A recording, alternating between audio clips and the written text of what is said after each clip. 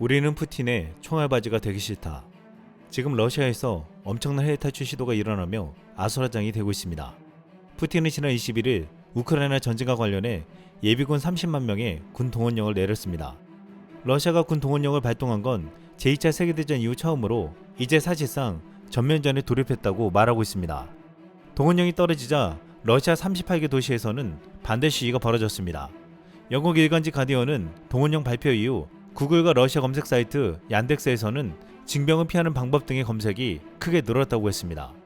러시아 정치 분석가 드미트리 오레시키는 러시아 사람은 뇌물이나 출국 등 가능한 한 모든 방법을 통해 이번 동원령을 피할 것이라며 절박한 행동으로 보인다라고 말했습니다. 이런 가운데 폴란드, 에스토니아, 리투아니아, 라트비아 등 러시아 인접국 4개국들은 러시아 여행객 입국을 차단했습니다. 리투아니아의 아그네 비로타이테 내무부 장관은 러시아 시민의 4분의 3이 전쟁을 지지하고 있다.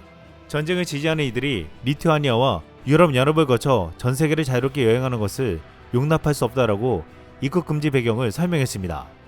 이번 동원령에 따라 러시아에서는 우크라이나 전쟁에 필요한 군병력, 군수품 등이 부분적으로 강제 동원될 것으로 보이고 있습니다. 푸틴 대통령은 자국 군수업체들에게도 무기를 공급하는 속도를 높이라고 촉구하며 군수산업체들은 최대한 이른 시일 내에 필요한 무기와 군사장비를 군에 공급해야 한다라고 말했습니다.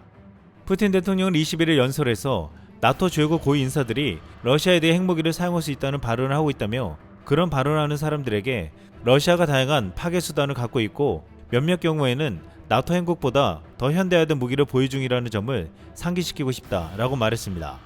푸틴은 이제 핵무기 사용까지 언급하면서 나토 국가들은 물론 인접국들까지 초긴장 상태에 빠뜨렸는데 이들 국가들은 푸틴의 발언 중에 자신이 더 현대화된 무기를 가지고 있다는 말에 주목했습니다. 아직도 많은 동유럽 국가들은 오래된 무기를 가지고 있기 때문입니다.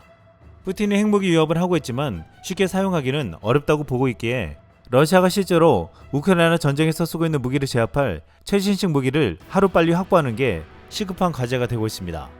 공교롭게도 지금 나토와 동유럽을 비롯한 43개국의 국방장관과 방산처급 고위인사가 대한민국 방위산업전에 참가하고 있습니다. 이들 국가는 푸틴의 위협에 한국으로부터 이 무기들을 하루빨리 구입하려 할 것이라는 전망이 나오고 있습니다. 한국에서 역대급 방산 전시회가 열리는데 푸틴이 동원령을 내리고 핵유협까지 하자 국내 네티즌들은 러시아 동원령 타이밍이 미친 이유라는 게시물을 올렸습니다. 여기에 폴란드는 예약 구매 고객이니까 괜찮습니다. 걱정 마세요. 자, 지금이 가장 쌉니다. 자주포 오늘 싸는 게 제일 싸다. 조금 더 비싸졌습니다. 라는 댓글을 달았습니다. 또한 20일 방위산업전에 맞춰 한국을 방문한 해외 25개국 장성급 인사를 비롯한 국방 관료 및 방위산업 관계자들 앞에서 육군은 유무인 복합 전투체계 아미타이거를 적용한 대규모 기동화력 훈련 시범을 보였습니다. 현장에 있던 한 외국군 장성은 평소에도 K2 전차와 K9 자주포 같은 무기를 갖고 싶었다며 화력 시험을 보니 직접 운영해보고 싶다 라고 말하기도 했습니다. 이날 리투아니아 세메스카 국방위상 차관은 훈련 시범을 보며 직접 확인한 한국의 방산 능력을 높이 평가한다라며 현재 리투아니아가 중점적으로 추진 중인 자국 방어를 위한 전력 증강 사업에 한국의 우수한 방산 능력이 기여할 수 있을 것이라고 말했습니다. 특히 이번에 폴란드 인접국인 슬로바키아가 전세기를 동원해 대규모 사절단이 방한하면서 제2의 폴란드가 될 것이라는 말도 나오고 있습니다.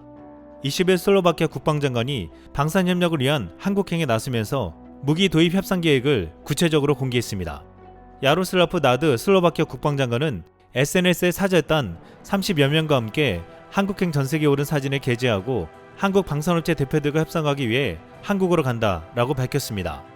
슬로바키아 전세기에는 군 산업체, 국방부 관계자 수십 명이 타고 온다고 했습니다. 나드 장관은 특히 한국의 중요한 방산업체인 카이의 대표와 협상을 할 것이라고 적어 카이의 경공격기 FA-50 도입 협상을 예고했습니다. 카이는 지난해 11월 슬로바키아 국영 방산업체와 FA-50 수출 업무 협약을 체결했고 지난 5월 슬로바키아 방산 전시에 참가하는 등 FA-50 슬로바키아 수출에 공을 들여왔습니다. 나드 장관은 전시회에도 K2 전차와 FA-50 항공기 생산 공장을 방문하고 포천 훈련장에서 사격을 참관하기로 했습니다. 또한 이종석 국방장관, 엄동환 방사청장과도 양자회담을 벌일 계획입니다. 이렇게 슬로바키아가 한국으로 가서 무기 협상을 벌인다는 소식을 폴란드 매체 디펜스24는 집중 보도했습니다. 이 매체는 슬로바키아도 폴란드와 함께 2018년도에 F-16 블록 72 항공기를 구매했지만 인도가 지원되고 있기 때문에 상당히 논리적인 선택이라고 했습니다. 슬로바키아 상공이 F-16 인도가 지원되면서 폴란드와 체코의 전투기에 의해 방어되지만 이제 슬로바키아도 한국의 FA-50을 도입하게 된다면 전력의 공백을 채울 수 있다는 것입니다. 또한 K2 전차는 오래된 T-72를 대체할 옵션 중 하나로 분석되었다고 했습니다. 슬로바키아가 한국과 새로운 계약을 하게 된다면 폴란드와 슬로바키아 사이에 체결한 방위협력이 중요해지지 않는다고 했습니다. 이 때문에 이번에 슬로바키아 대표단이 한국을 순회하는 모습을 눈여겨볼 만하다고 말하기도 했습니다. 폴란드는 이번에 러시아 위협에 급히 전력을 한국을 통해 보강했는데 이웃나라 슬로바키아도 한국에게서 강력한 무기를 구입할 수 있을 것이라고 말하고 있습니다. 최근 폴란드는 한국산 다연장 로켓 천무에도 큰 관심이 있는 것으로 알려졌는데 방위사업청 포병 사업팀에서 폴란드에 일주일 동안 천무를 홍보하라고 한 사실이 확인되기도 했습니다.